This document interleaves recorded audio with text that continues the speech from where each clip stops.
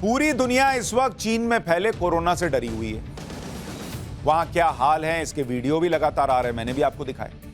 Corona के lockdown की वजह से चीन पहले से ही डूब रहा था। अर्थव्यवस्था वहां खराब थी, वो भी मैंने आपको दिखाया। बैंक के बाहर लोग प्रदर्शन कर रहे हैं, ये भी दिखाया। लोग तबाह हो रहे हैं, ये भी आपको बताया। फैक्ट्रियां बंद हो रही हैं, ये भी आपको बताया। अब वहां जब लॉकडाउन हटा तो कोरोना विस्फोट हो गया। इसलिए कहा जा रहा है कि चीन इसी से डूब जाएगा। बड़ा मुश्किल है उसका इससे निकलना।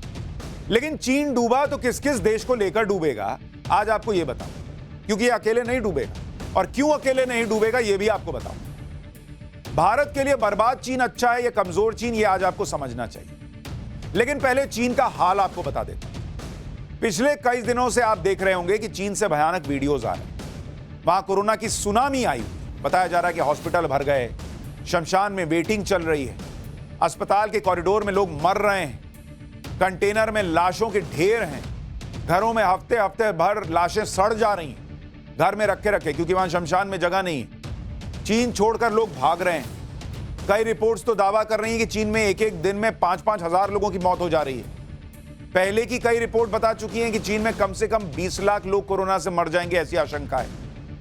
पूरी दुनिया इससे परेशान है, क्योंकि सबको डर है कि फिर से कोरोना की वैसी लहर ना आ जाए जो लहर सबसे पहले चीन से ही आई थी। लेकिन आज जब मैं चीन की बर्बादी की बात कर रहा हूं तो सिर्फ कोरोना की बात नहीं कर रहा, उस पर आऊंगा भी। लेकिन चीन की इस कोरोना वाली लहर से कैसे दुनिया घबराई हुई है।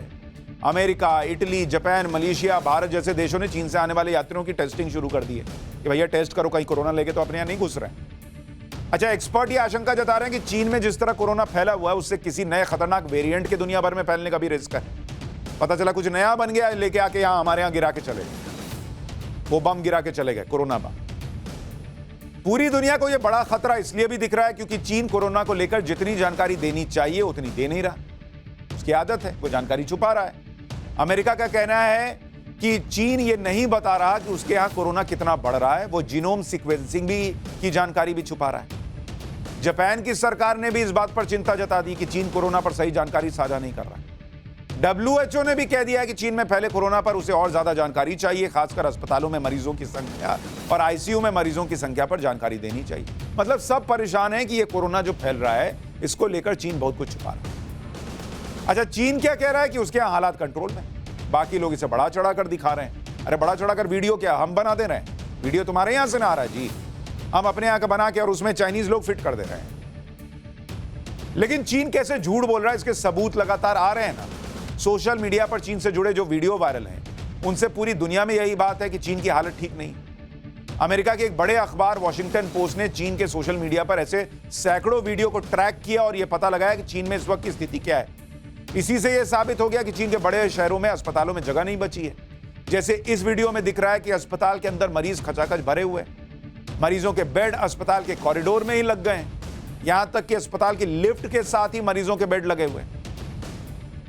ये जो वीडियो है ये चीन के टिनाजिन मेडिकल यूनिवर्सिटी हॉस्पिटल का है। इसी तरह से एक और वीडियो बीजिंग के हॉस्पिटल का है। इसमें अस्पताल का इमरजेंसी रूम काफी ज्यादा भरा हुआ है। यह वीडियो पोस्ट करने वाली चाइनीज महिला है, उसने लिखा है कि वो अपनी मां को अस्पताल लेकर आई थी, अस्पताल में हर तरफ मरीज ही मरीज दिख रहे थे। एक और वीडियो शंघाई के हॉस्पिटल का है जिसे वहां के एक पत्रकार ने पोस्ट किया। अस्पताल के परिसर में ही मरीज बेड पर लेटे हुए हैं, अस्पताल मरीजों से खचाखच भरा है। कुछ मरीज घर से लाई गई फोल्डिंग चेयर पर बैठे, घर से चेयर लेकर आ रहे हैं कि कम से कम बैठने की जगह मिल जाए। अस्पताल में चलने तक की जगह नहीं है भाई। चीन के एक व्यक्ति ने ग्वांगझोउ शहर में हाल ही में बने women and childrens medical centre का वीडियो डाला है। वीडियो में दिख रहा है कि अस्पताल के अंदर बहुत सारे लोग अपने बच्चों को गोदी में लेकर इलाज मिलने का इंतजार कर रहे हैं, गोद में लिए हुए बच्चों। ये हालत है। अगर ऐसी स्थिति रही और चीन कोरोना के मामलों को और इससे जुड़ी जानकारियों को छुपाता रहा तो बॉस चीन बर्बाद हो जाएगा। क्योंकि तुम जानकारी तो छुपा लोगे, लेकिन लोगों को मरने से कैसे बचाओगे, अपनी यहां की अर्थव्यवस्था को कैसे बचाओगे? तो चीन का डबल संकट है, उसकी अर्थव्यवस्था भी डूब रही है और लोगों की जान भी जा रही है और पूरा चीन बर्बाद होने की कगार पर। अब हम जो बात आपसे कह रहे थे कि चीन अगर बर्बाद हो गया तो क्या होगा, अब उसे समझाना शुरू करता हूं। ये तो आपको बताया कि चीन की हालत क्या है, बर्बादी की तरफ बढ़ क्यों रहा है। क्योंकि अभी तक हम जब दुनिया की बर्बादी को चर्चा में लाते हैं तो सिर्फ रूस और यूक्रेन युद्ध के नजरिए से देख रहे होते हैं। लेकिन हमें जो बातें समझनी चाहिए कि अगर चीन बर्बाद होगा तो क्या होगा, उसे सुनिए। देखिए, पहली बात तो यह है कि रूस दुनिया की 11वीं बड़ी अर्थव्यवस्था, 11th, और उसके लिए हम चिंतित हैं कि वो लड़ रहा है तो क्या होगा।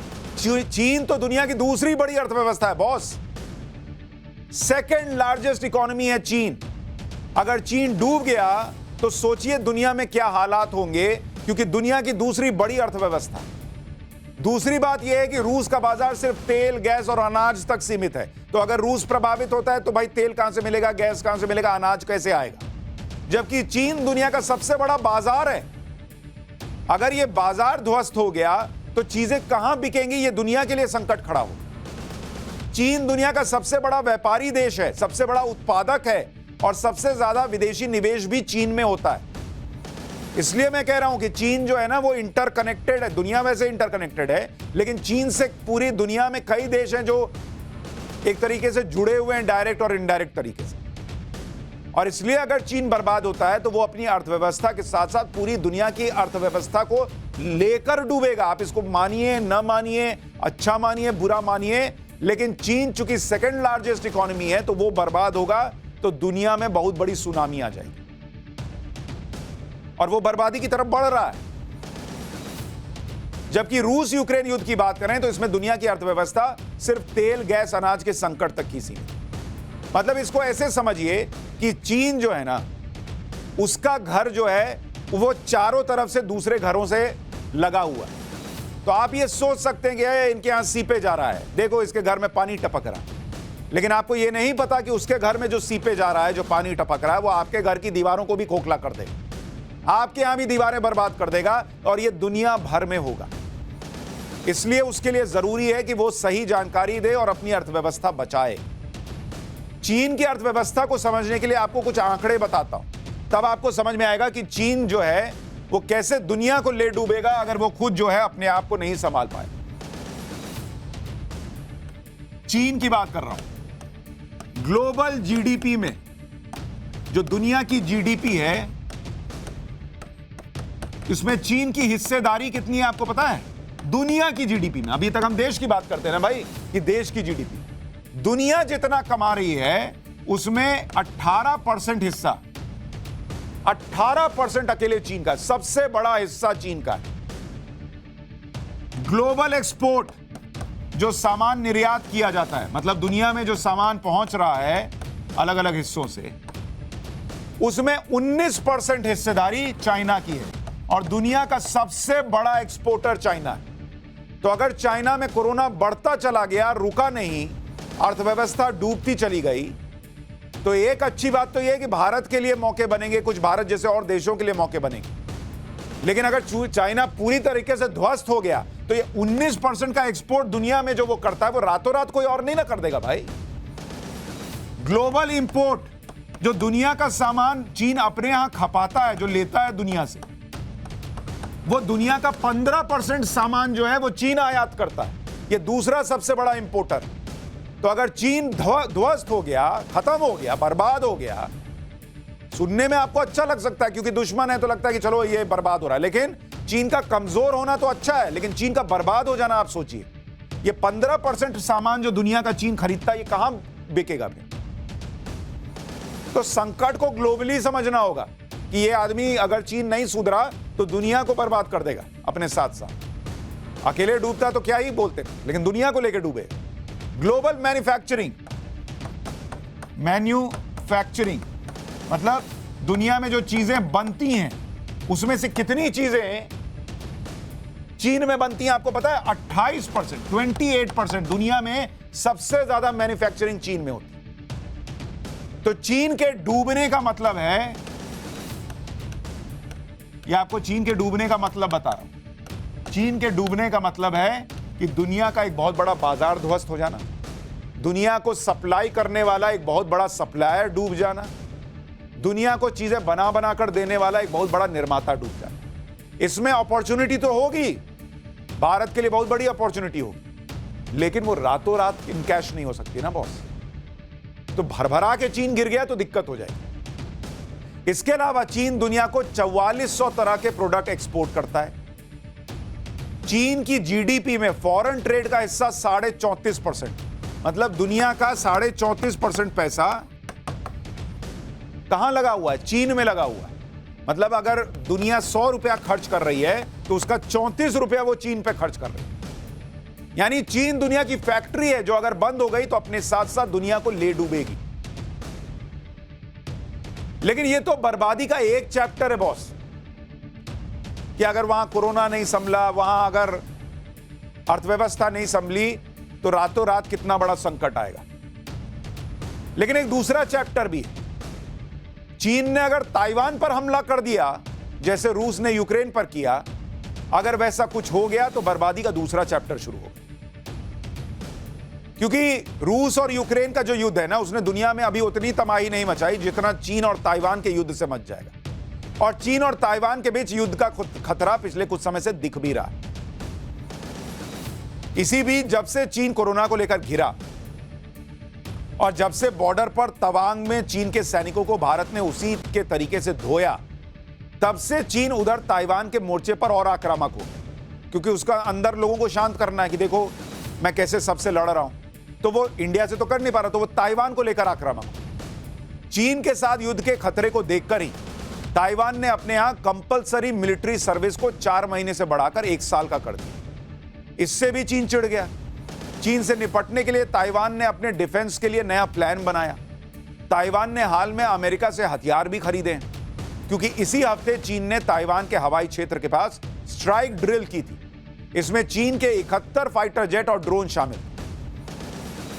अब जैसे रूस है ना कि वो मानता है कि यूक्रेन के इलाकों पर उसका हक है और यूक्रेन में अमेरिका और यूरोप के दखल की वजह से उसकी सुरक्षा चिंताएं हैं, वैसे ही ताइवान को लेकर चीन का रवैया।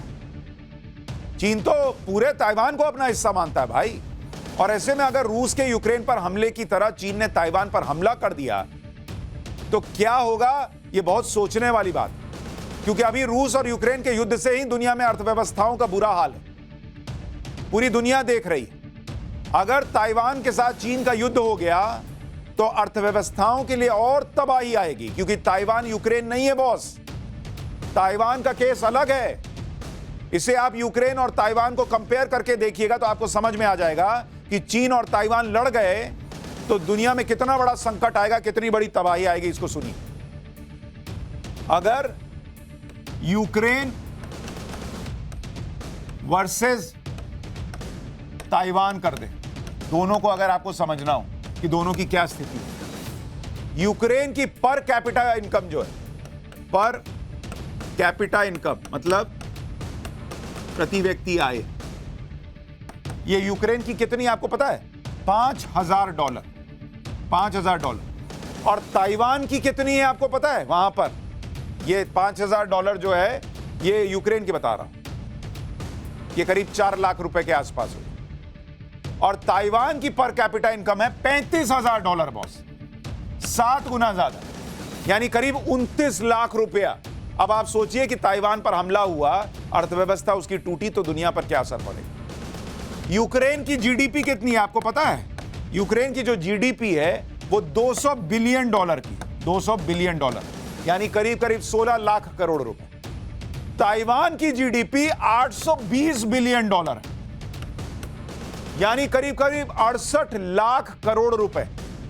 और इसमें अगर रूस और चीन दोनों की जीडीपी को देखें तो रूस की जीडीपी है 1.5 लाख करोड़। रूस का अलग से दिखा रहा हूं, रूस की जीडीपी है 1.5 लाख करोड़, 1.5 लाख करोड़। और चीन की जीडीपी है, चीन की जीडीपी वो है करीब 17 लाख करोड़, 17.7 लाख करोड़।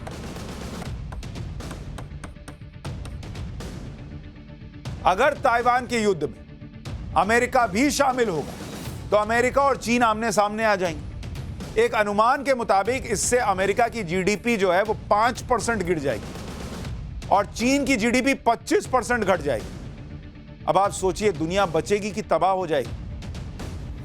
और इतना ही नहीं, यहां एक बड़ी बात जो लोग मिस कर देते हैं वो ये है कि अगर चीन और ताइवान का युद्ध हुआ तो सिर्फ चीन ताइवान को ही फर्क नहीं पड़ेगा, पूरी दुनिया को इससे इसलिए फर्क पड़ेगा क्योंकि अगर युद्ध हुआ तो चीन, ताइवान, जापान, अमेरिका सब इसमें शामिल हो जाएंगे। और दुनिया भर में टेक्नोलॉजी और हाईटेक टेक्नोलॉजी के मामले में इन्हीं देशों पर दुनिया निर्भर है। जैसे ताइवान की बात करें तो ताइवान सेमीकंडक्टर चिप जो बनती है उसका प्रमुख निर्माता है। ताइवान में अगर युद्ध हो गया, मान लीजिए दुकानें फैक्ट्री सब बंद हो गई, युद्ध चल रहा है, जैसे मान लीजिए यूक्रेन में हो रहा है, तो ताइवान के लिहाज से अगर आप समझिएगा, ताइवान दुनिया को क्या देता है? Semiconductor chip. जो सेमीकंडक्टर चिप दुनिया को सप्लाई होती है उसका 60% कौन करता है? ये ताइवान करता है। 60% दुनिया को सेमीकंडक्टर चिप देता है। अब इंडिया जो है वो अपने यहां सेमीकंडक्टर चिप की फैक्ट्रीज लगा रहा है। इसलिए मैंने कहा ना कि रातों रात इंडिया भी जो है वो सब कुछ नहीं कवर कर सकता। इंडिया बूम पर है, ऊपर जा रहा है, लेकिन उसको भी तो वक्त लगेगा ना चीजों को रिप्लेस करने, किसी का विकल्प बनने। और सेमीकंडक्टर से ही बनने वाले माइक्रोचिप जो कि हर इलेक्ट्रॉनिक गैजेट में होता है, उसकी 90% सप्लाई ताइवान से होती है। सेमीकंडक्टर की सप्लाई बंद हो गई तो फिर सारे electronic gadget, car, mobile phone, laptop, computer, electronic उपकरण, सबका प्रोडक्शन पर असर पड़ जाएगा। कितनी गाड़ियों में सेमीकंडक्टर चिप लगता है, वो गाड़ियां बंद हो जाएंगी, बैठे रह जाइएगा, खरीद नहीं पाइएगा। मोबाइल जो है पुराना चल जाते रह जाइएगा, नहीं खरीद पाइएगा नया। पिछले 2 साल से सेमीकंडक्टर चिप की सप्लाई पर पहले से असर है और इससे पूरी दुनिया प्रभावित हुई थी। उदाहरण के तौर पर सिर्फ कार्स की बात करूं तो सिर्फ भारत में 2022 में 5 लाख कारों का प्रोडक्शन कम हो। सिर्फ 2022 में 5 लाख कार कम बनी भारत में। कहां? भारत में। क्यों भाई? क्योंकि ये ताइवान जो है और जो सेमीकंडक्टर चिप है इसका सप्लाई कम हो गया। 2021 में पूरी दुनिया में 1 करोड़ 13 लाख कारों का प्रोडक्शन सेमीकंडक्टर की सप्लाई न हो पाने से प्रभावित हुआ। 1 करोड़ से ज्यादा कार। और ये सिर्फ कार नहीं है बॉस, इसको ये ध्यान रखिए।